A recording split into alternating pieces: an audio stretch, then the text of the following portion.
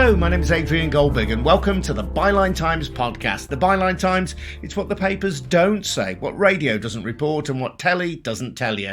This time, the story of Desi Pubs. These are Indian-owned drinking establishments in the UK and they tell two very different but interrelated stories about this country. One is a story of segregation that most British people would rather forget. The other is a story of communities growing together through a shared love of food and beer, which we'd like to celebrate. We'll be hearing from David Jesudason, the author of Desi Pubs, a guide to British Indian pubs, food and culture. Before we get to David, though, a reminder that the Byline Times podcast is funded by subscriptions to the Byline Times. That's our brilliant monthly newspaper, which combines the best of our online offerings with content that you can't read anywhere else.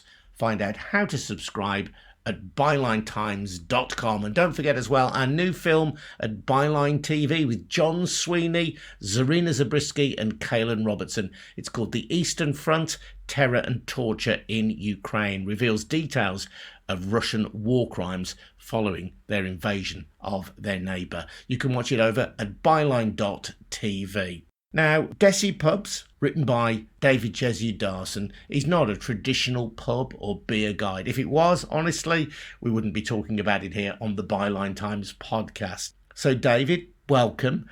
Tell us why we are talking about it and why it's so important to our audience. So, Desi Pubs came out of the struggle to break what is known as the colour bar. So the colour bar was where non-white people were banned from pubs or certain parts of pubs, and they were segregated. A great example is Smethwick, which had a high Punjabi influx after the Second World War to work in the foundries.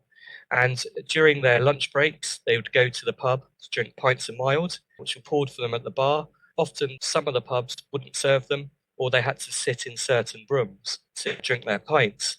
There were peaceful protests to break this colour bar, which was done by the organisation, the Indian Workers Association. And one of their leaders, after Johal Singh, showed Malcolm X the segregation in Smethwick, both in housing, in Marshall Street, and took him to the Blue Gates pub. Both of them went inside, they asked to be served, and Malcolm X wasn't served. And there's a great quote that he has. When he experienced Smethwick in 1965, he said, "This is worse than Harlem." And what he meant by that was that the segregation in this country at the time was worse than what he experienced in America.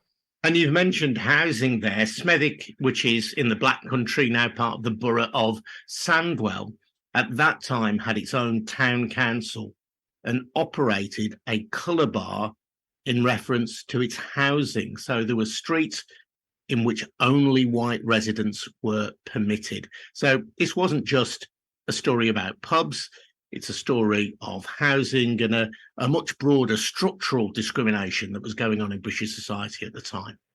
I mentioned those foundry workers, and in the foundries that they worked in, they had to have separate toilets.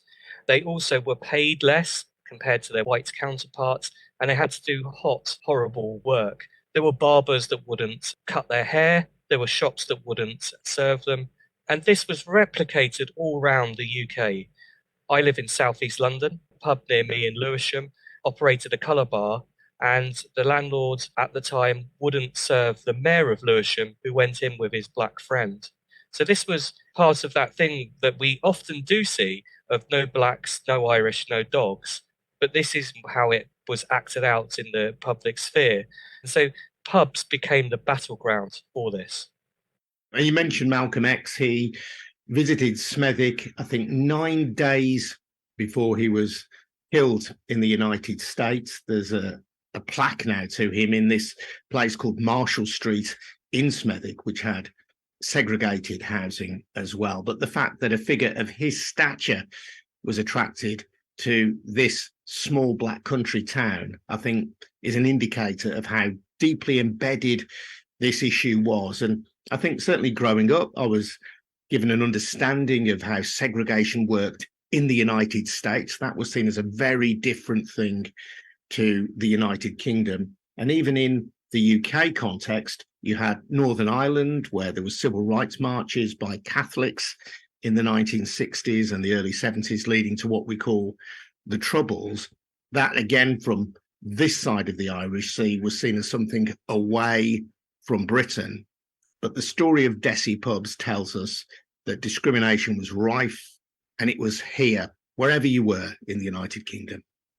It's funny because I actually went yesterday to Smethwick and I went down to Marshall Street and I spoke to a few people who were subject to the colour bar. And one of the interesting things that took place is that if they were allowed into certain pubs that had a white landlord who was racist, then they would have to have different glasses to their white counterparts. They would have to have glasses with handles.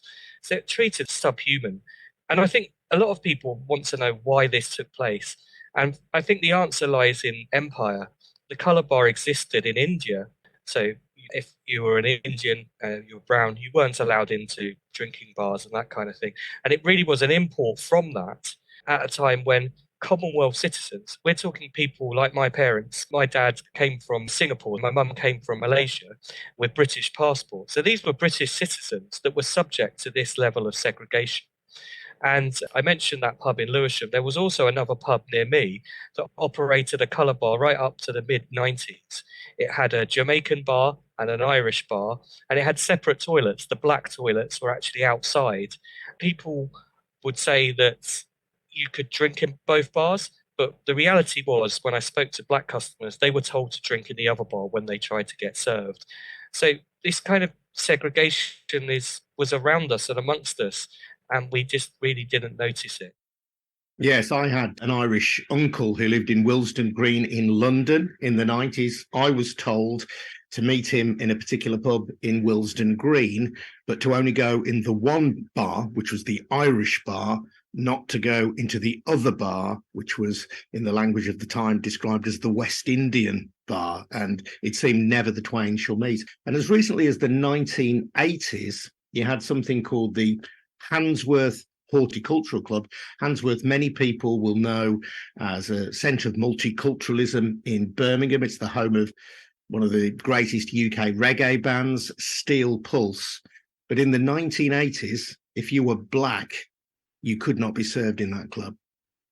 That club was a really interesting test case because they were taken to court in the 90s. What people found was that because it was a club, they could vet their customers. And so what actually happened is to become a member, you had to sign up and be proposed. But what actually happened was if someone proposed a member that was non-white, then it was frowned upon. So they never got to even the sort of interview stage. They were operating this colour bar into the 90s when Handsworth actually was a majority non-white area.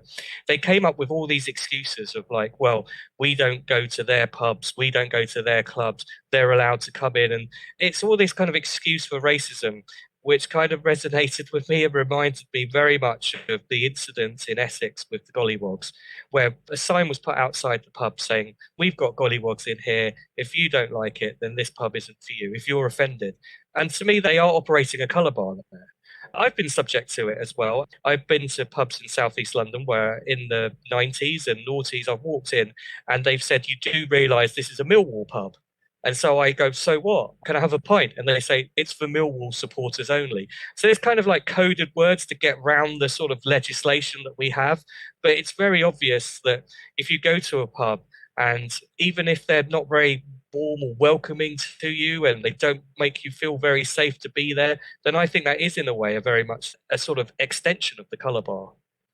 Yes, I suppose I'm labouring this point at the start of the podcast because I think it's just really important that we establish that this is, for people of your generation, for people of my generation, this is how the UK has been. And I think it's a part of UK life that we either try to pretend never existed or we simply just ignore altogether, like it wasn't there. But clearly part of your lived experience in a different way, part of my lived experience. And this character, Avtar Singh Johal, who you mark in the book, he was very much about challenging this, not accepting this. And we'll talk about some of the legislation that's come in and we'll talk about some of the landlords who changed this. But he was a truly significant figure in all this. He was a communist and he was used to challenging things, a firebrand. He was like this as a child. taking on the authorities, that kind of thing. So when he came to this country, he was a bit different to his Punjabi counterparts in that they were poorly educated, they didn't speak English, whereas he was very educated. And his plan was, with his comrades at the Indian Workers Association, was to go into these public houses with a white person who's usually a student. So the white person would get served the beer, and when the landlord or bartender noticed the beer was for him, being an Asian man, they would get barred, both of them. He knew that would happen. But what he then did was he would mark down that evidence and then give it to the magistrates. So when the pub's licenses came up for a renewal, they would then lose their license. And often it would be the case that Desis would step in to take over a pub. And I asked his son about what he thought of the fact that there's so many Desi pubs in Smethwick and West Bromwich. And he said, well, actually, he walked past them with a kind of cheeky grin, saying, we never were allowed in these places, and now we own them. I think he's a very influential and very inspirational figure to British Asians like myself, because we're so used to accepting racism, not talking about it in an elegant way. And he saw racism as systemic. We're talking interviews from the 60s into the 90s, where he said that he had no hate for the people who were racist. He just said they were actors for the state. And this made me think that all the people that are racist now or do racist things, they're just parroting certain things that they're told by the media, by politicians, or all those people who spread hate on the far right. They're just acting out. They're not really true beliefs, because Desi pubs show that when you get Indian people, white people, Irish people, Jamaican people together, then they get on and they offer social cohesion. So this kind of acting out of racism is like, don't blame them. They are cowards, really. That's what he's saying. He had a great example in the 90s where, after doing all this great work in the 60s and breaking the colour bars, he went to a pub, and the people in this pub were calling him a taxi driver, saying, oh, you're a taxi driver, get me a taxi. And they were calling him the P word and that kind of thing. And that actually happened to me where I grew up in Market Town in Bedfordshire, my first pint I had in a pub.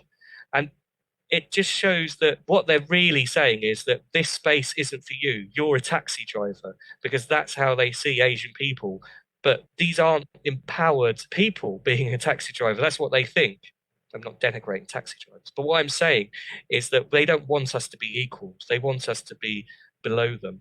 And for me, that's not acceptable. And I feel very empowered by Avatar and the work he did, because I don't feel like you should go into a pub and made to feel second rate. A friend just messaged me recently. He went to the West Country and he loves pubs and was tweeting about how much he liked it. And then he kind of private messaged me and said, people were staring at me in every pub I walked into. And I was like, oh, it's still quite difficult, isn't it, to navigate the modern world?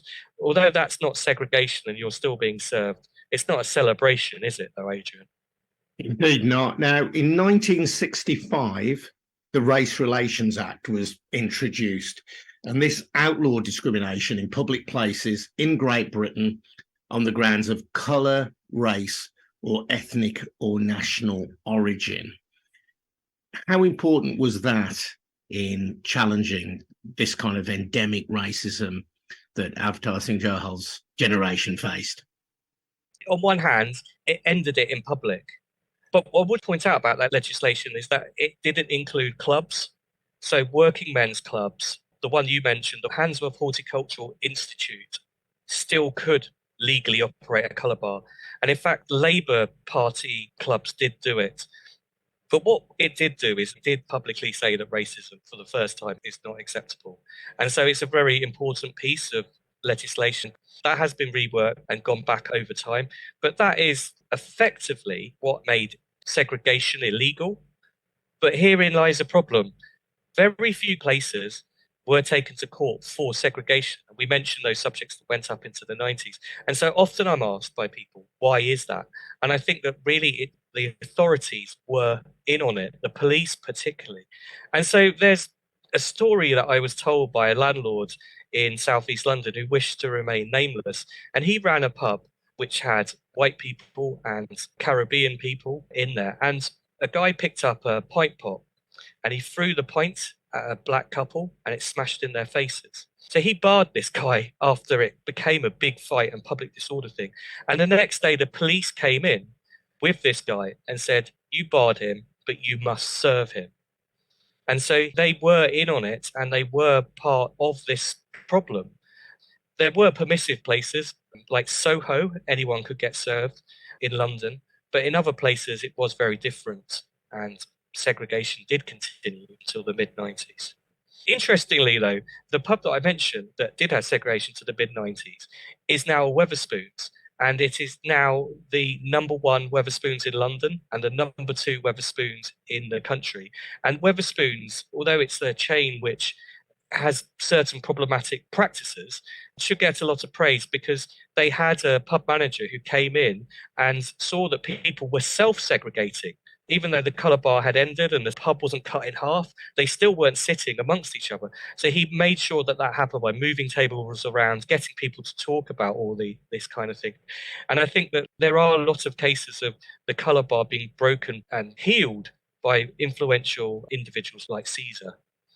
I don't want to suggest for a moment that racism has disappeared from pubs, certainly hasn't disappeared, sadly, from life in the UK. But there is a positive story to tell here as well, because Desi Pubs, and these are pubs essentially owned by people of Indian heritage in the UK, usually of Punjabi heritage, but people who we might describe as British Indian in the main, taking over pubs, creating a distinctive ambience that one way or another reflects their heritage, doesn't hide it, isn't ashamed of it, in fact, celebrates it, but which also manages to be inclusive to all, serves distinctive food, very often a mixed grill, for example, tandoori cooked mixed grill, may or may not have great craft beer. That's a point of contention. But these places, of which the West Midlands is, I think, the national epicenter, but which are now in parts of London, other parts of the Midlands as well, they've created a very distinctive and vibrant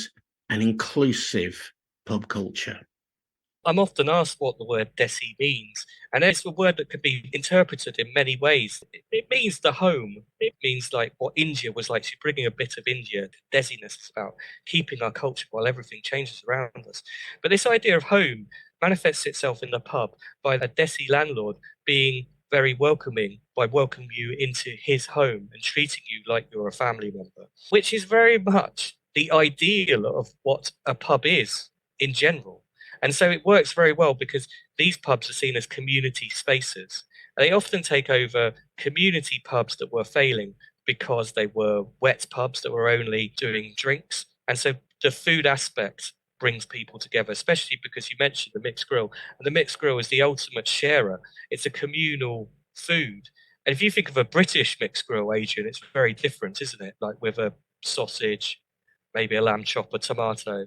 Yeah, for people who don't know, a mixed grill would come out to you on a sizzling platter, might have lamb chops on it, might have shish kebab on it, it might have chicken wings on it, and it will be a mountain of meat. Vegetarian options are always available as well, I should point out. And as you say, intrinsically made for sharing. And it's created a very distinctive culture, which I would argue celebrates the best of the British pub, that kind of friendly, welcoming, everybody can come and join in kind of atmosphere, but which acknowledges the heritage of the person or the people who run it.